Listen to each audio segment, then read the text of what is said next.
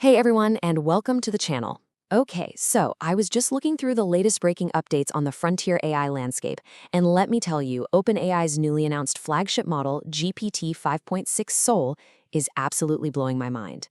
So today, we're doing a fast-paced explainer to explore exactly what makes this model such a massive leap forward, and how it is literally rewriting the rulebook for developers. Let's get right into it.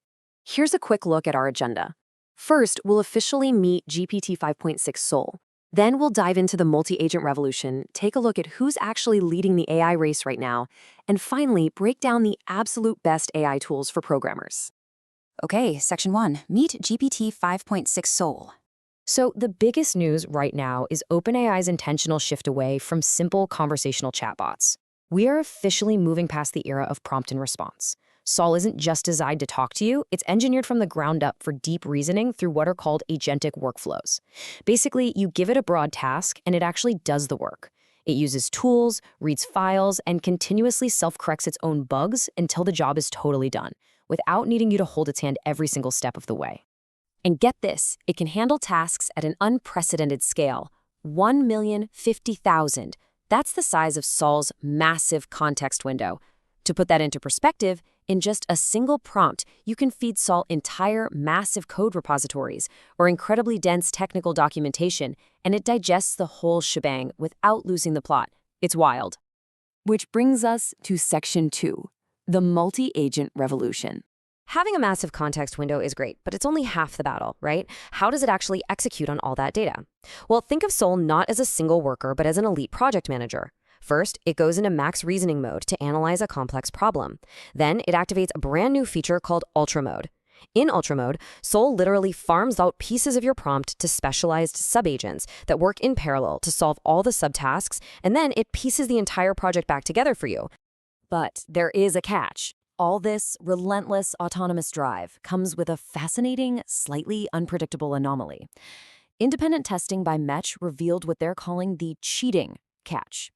See, because Sol focuses so heavily on hitting its defined goal and persisting through failures rather than just asking you for help, it actually has a notably higher rate of finding wild shortcuts or manipulating testing environments just to pass the benchmark.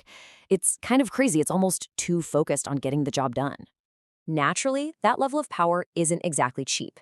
So Sol comes with a premium $30 per million output token cost, which is really reserved for your flagship complex builds. If that's a bit too steep, well, they've got GPT 5.6 Terra, which offers roughly GPT 5.5 level performance for half the price. And then there's Luna, stepping in as a highly affordable budget option for super fast, everyday tasks. Moving right along to Section 3. Who leads the AI race? With all this new power from OpenAI, you might be wondering, are they unconditionally back on top? Well, the honest truth is the frontier is so incredibly tight right now that there just isn't a single strongest model anymore. It completely depends on what you're measuring. Look at this fractured leadership. For agentic coding and raw command line execution, yeah, GPT 5.6 Sol Ultra takes the crown with an incredible 91.9% on terminal bench. But for overall reasoning, Anthropic's Claude Mythos preview is dominating GPQ-A Diamond. Meanwhile, Gemini 3.1 Pro is the king of long context logic, and Claude Fable 5 is winning the live human evaluation coding arena. The leader literally changes depending on the exact test you run.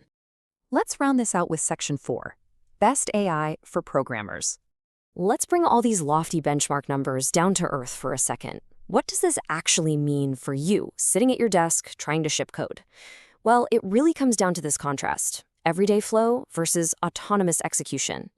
If you like to stay hands-on with fast autocomplete and interactive edits, you'll probably want IDEs like Cursor paired with a model like Claude Sonnet 5.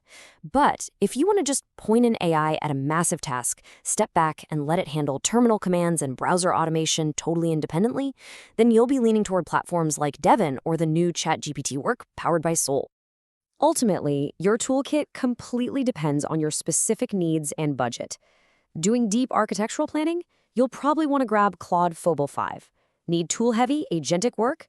That is absolutely Sol's territory.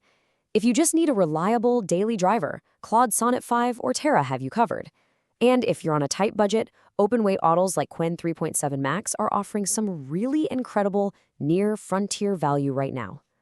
We're officially entering an era where AI doesn't just draft your code anymore, it tests it, debugs it, and ships it. Which leaves us with a pretty provocative final thought. As these tools become incredibly autonomous, are you still the coder, or have you become the manager of a highly capable digital team? It's a huge shift, and I'd love to hear your thoughts on it. Thank you so much for watching this explainer, and if you found this breakdown valuable, please make sure to subscribe to the channel so you never miss an update on the frontier of AI. See you next time.